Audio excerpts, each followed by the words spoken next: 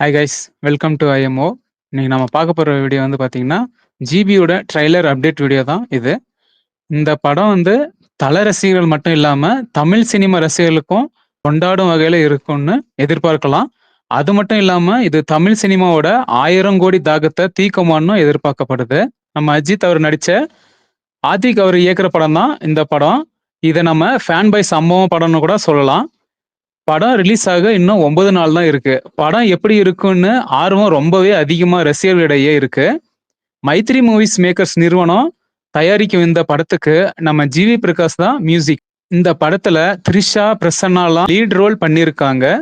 ரீசெண்டா படத்தோட first single OG சம்பவம் வீடியோ சாங்கும் அப்படியே கண்டினியூவா ஜிபியூ சாங்கும் விட்டாங்க. நாமளும் வீடியோ போட்டிருக்கோம். பார்க்காதவங்க டிஸ்கிரிப்ஷன்ல லிங்க் இருக்கு, போய் பாருங்க.